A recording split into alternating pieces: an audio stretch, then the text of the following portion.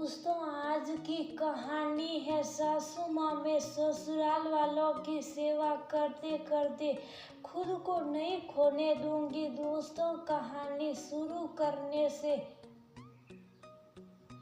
पहले अगर आपने चैनल को सब्सक्राइब नहीं किया हो तो कर लीजिए ताकि आपके पास पहुंचे हर नया वीडियो।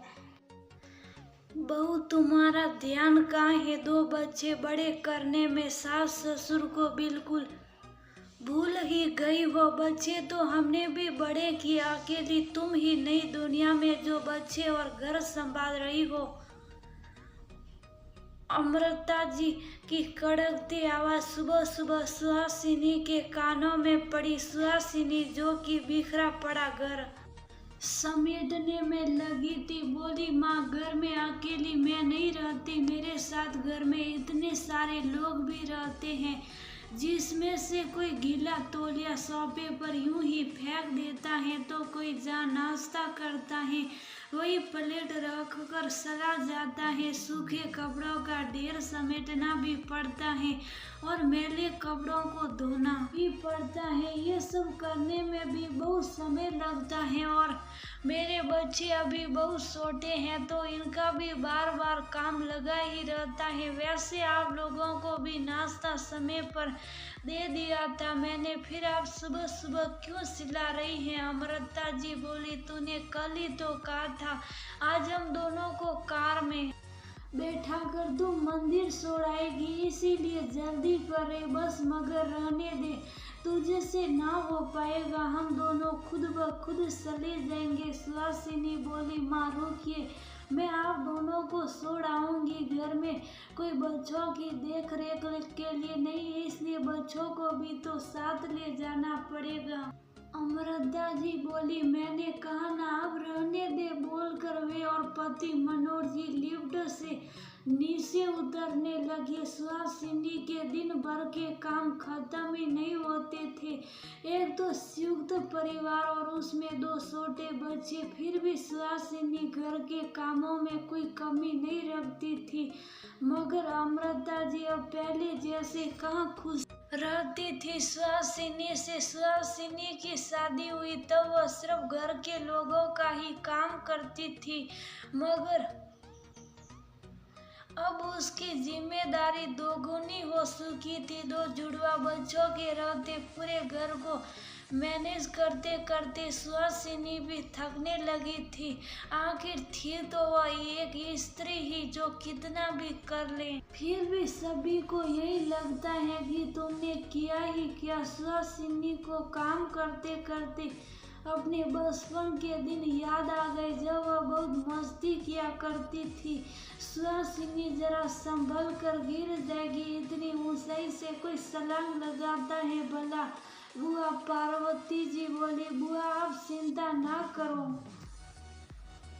मुझे आदत है, कहकर सुहानी हंस पड़ती। बुआ जी कहती, ये सुहासिनी पता नहीं कब सुधरेगी। बुआ जी घर आकर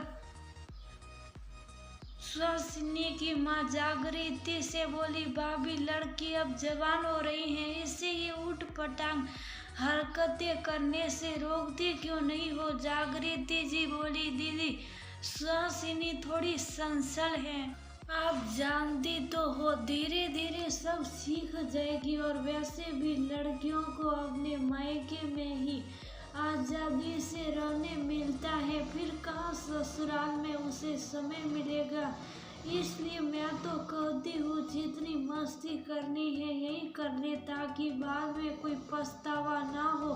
बचपन से ही हरकतें लड़कों से कम ना थी। घर में दादा दादी बुआ पार्वती जी जो कम उम्र में विधवा हो जाने के कारण हमेशा के लिए मायके चली आई थी। माता पिता और छोटा भाई रोशन रहते थे। रात को सुहासिनी सबके साथ बैठकर फैमिली सीरियल कुमकुम कहानी घर की, और क्योंकि सास भी कभी बहुत थी। ये देखती तो खूब जोरों से हंसती और कहती, मम्मा सीरियल में कुछ भी बताते, बस बहू को टारगेट किया जाता, जैसे कि बहू ना हो कोई घर की विलन हो, जो बहू पहले सबको अच्छी लग रही थी, बाद में वही सबके लिए बुरी बन जाती है। फिर सीरियस होकर कहती, मम्मा शादी के बाद अगर सच में ऐसा होता है तो मुझे नहीं बनना किसी के घर की बहू। मैंने देखा है पहले बहू को सब लोग सर पर बिठाते और फिर बाद में उसे खूब सुनाते। मैं तो हमेशा आप लोगों के साथ ही रहूंगी माँ। जागृति जी सुहासिनी को प्यार से समझाती और कहती, नहीं रे, ऐसा थोड़ी होता है, सीरियल में थोड़ा बड़ा सड़ाकर बताते, असल जिंदगी में ऐसा कुछ नहीं होता। और मेरी बेटी तो बहुत प्यारी है, सभी का दिल जीत लेती है, ऐसी बहू पाकर तो तेरे ससुराल वाले खुश हो जाएंगे, देखना। वक्त के साथ साथ सुहासिनी भी बड़ी हो गई और उसकी भी सगाई हो गई। सुहासिनी की सगाई एक बड़े पूरे परिवार में हुई थी, जहाँ सास ससुर देवर ननद सभी थे। सगाई और शादी के बीच 1 साल का अंतराल रखा गया ताकि बच्चे एक दूसरे को अच्छे से समझ पाए। जागृति जी ने सुहासिनी को घर का सारा काम खूब अच्छे से सिखा दिया ताकि सुहासिनी को ससुराल में कोई तकलीफ ना हो। सुहासिनी अब घर के कामों में भी एकदम निपुण हो गई थी। बुआ पार्वती जी भी सुहासिनी को इस रूप में देखकर हैरान थी और बोलती, ये बच्ची तो अब बड़ी हो गई।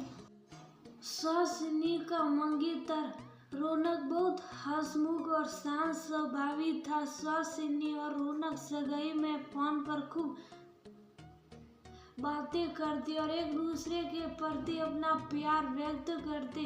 दोनों के इंतजार की घड़ियां खत्म हुई और शादी हो गई। सुहासिनी की सास अमृता जी और ससुर मनोहर जी सुहासिनी जैसी बहू पाकर खुश थे। सुहासिनी ने आते ही घर की सारी जिम्मेदारी अपने हाथ में ले ली और अपने काम से सभी को खुश कर दिया। सास ससुर बाहर के लोगों और रिश्तेदारों से सुहासिनी की तारीफ करते थकते नहीं थे। देवर और ननद भी भाभी पर जान छिड़कते क्योंकि सुहासिनी उन दोनों का भी सारा काम कर देती। उनके कॉलेज जाने से पहले ही उनका सही नाश्ता भी उन्हें तैयार मिलता। सुहासिनी ने 2 जुड़वा बच्चों को जन्म दिया। अब सुहासिनी और व्यवस्थ रहने लगी। अब सुहासिनी का काम और बढ़ गया था। दोनों बच्चों को समय पर खिलाना, समय पर नहलाना सुलाना, जिसमें सुहासिनी बहुत थक जाती। घर के सारे काम ठीक तरह से करने के बावजूद भी अब सास अमृता जी का मुंह टेढ़ा रहता और वह ताने मारने का एक मौका ना छोड़ती। एक दिन तो कुछ रिश्तेदारों के सामने मनोहर जी और अमृता जी बोले, आजकल के बेटे बहू तो बस खुद के बारे में सोचते हैं, खुद का परिवार जैसे ही पूरा हुआ, नहीं कि घर के बुजुर्गों के प्रति उनका कोई ध्यान ही नहीं है। सुहासिनी को उनकी ये बात बहुत बुरी लगी। वह सोचने लगी, इतने सालों तक वह बस दूसरों के लिए ही तो जीती आई थी। सास ससुर पति देवर ननद और अब बच्चे।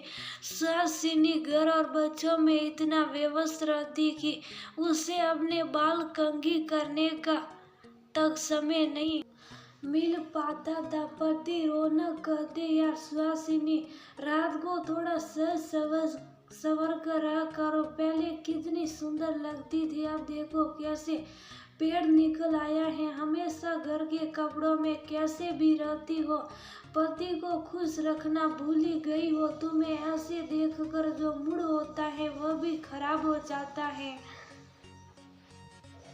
इतने सालों से उसने अपने आप पर ध्यान देना बंद कर दिया था, फिर भी कोई उससे खुश ना था। घर की चलती फिरती मशीन बनकर रह गई थी वह। बस घर की डोरबेल बजी, सामने देखा उसकी बुआ आई थी। अपनी पार्वती बुआ को देखकर सुहासिनी उनके गले मिल गई और बोली, बुआ जी अभी थोड़ी देर पहले मैं आप सबको ही याद कर रही थी। बुआ जी बोली, कुछ काम से यहाँ आना हुआ था तो तेरी माँ ने तेरे लिए ये बेसन के लड्डू भिजवा दिए, तुझे बहुत पसंद है ना। बुआ जी ने सुहासिनी के बच्चों को उपहार दिए। वापस जाने लगी। सुहासिनी ने उन्हें खाना खाकर जाने का तो बुआ जी बोली, नहीं नहीं बेटी के घर का खाना खाते हैं क्या भला। आज उसे अपनी माँ की बहुत याद आ रही थी, अपने बचपन के दिन याद आ रहे थे। कितने मजे करती थी वह, कितना खुश रहती थी। सुहासिनी ने जागृति जी को फोन लगाया और माँ की खैर खबर लेने लगी। जागृति जी बोली, मैं तो एकदम ठीक हूँ, तू तो ठीक है ना। माँ के ये शब्द बेटी के मन को झकझोर गए और वह रो पड़ी और बोली, माँ सीरियल में थोड़ा बड़ा चढ़ाकर जरूर बताते हैं, मगर मैं कहती थी वह बात बिल्कुल सही थी। जो बहू सभी के लिए पहले इतनी अच्छी होती है, वह बाद में उतनी बुरी कैसे बन जाती है। क्या कुछ नहीं किया मैंने पूरे परिवार के लिए और अब तक करती आई हूँ माँ। मैंने अपनी सभी इच्छाओं को मार दिया ताकि मेरे ससुराल वालों को मुझसे कभी तकलीफ ना हो। पूरा दिन काम करके रौनक पे मुझसे खुश नहीं रहते, बल्कि कहते हैं ये क्या हाल बना दिया है तुमने अपना। माँ कोई मेरी मदद तो नहीं करता, बल्कि ताने मारने में कोई कमी नहीं छोड़ता। बेटी के मन की व्यथा सुन जागृति जी की आंखें भर आई। वह बोली, बेटा संघर्षों का नाम ही जिंदगी है, थोड़े बहुत दुख के दिन नहीं आएंगे तो इंसान सुख की कीमत कैसे समझ पाएगा। सुहासिनी बोली, हाँ माँ मैं जानती हूँ, आपसे बेहतर मोटिवेशन मुझे कोई नहीं दे सकता। मैं इन परिस्थितियों को भी बदल कर दिखलवाऊंगी और फिर से अपना नाम बनाऊंगी। एक दिन वापस यही लोग मेरी तारीफ करेंगे, देखना आप। मगर माँ इस बारी में सिर्फ इनके लिए नहीं जीऊंगी, मैं अपने लिए जीकर इन सब की नजरों में अपने लिए स्थान बनाऊंगी। मैं ससुराल वालों की सेवा करते करते खुद को नहीं खोन दूंगी। मैं अपना खुद का नाम बनाऊंगी। अब तक जिन इच्छाओं को मैंने अपने अंदर ही मार दिया था, अब मैं उन्हें भी पूरा करूंगी। जागृति जी ने बेटी को बहुत आशीर्वाद दिया। सुहासिनी अब अपने लिए भी जीने लगी और जो वक्त मिलता उसे कभी सभी को देने लगी। सुहासिनी ने घर बैठे ही मेहंदी और डांस सिखाने का काम भी शुरू कर दिया था। उसे सास ससुर या लोगों की बातों की कोई परवाह नहीं थी, बस वह कुछ करना चाहती थी। सास अमृता जी बड़बड़ करती, मगर सुहासिनी उनकी बातों को नजरअंदाज कर अपने लक्ष्य की तरफ ध्यान देती, जिस वजह से वह घर बैठे आमदनी भी करने लगी थी।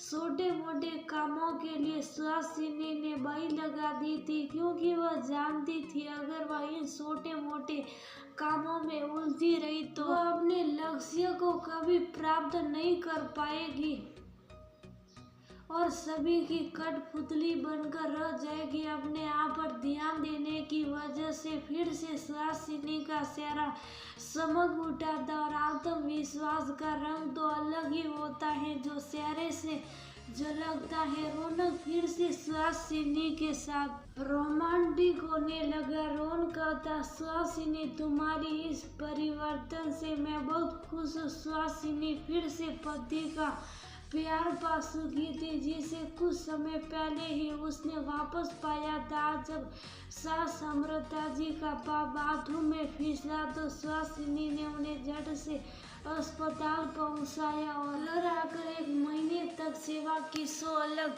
सुहासिनी की सेवा से अमृता जी जल्दी ठीक हो गई। फिर से सास ससुर सुहासिनी की तारीफों के पुल बांधने लगे। अब सुहासिनी समझ चुकी थी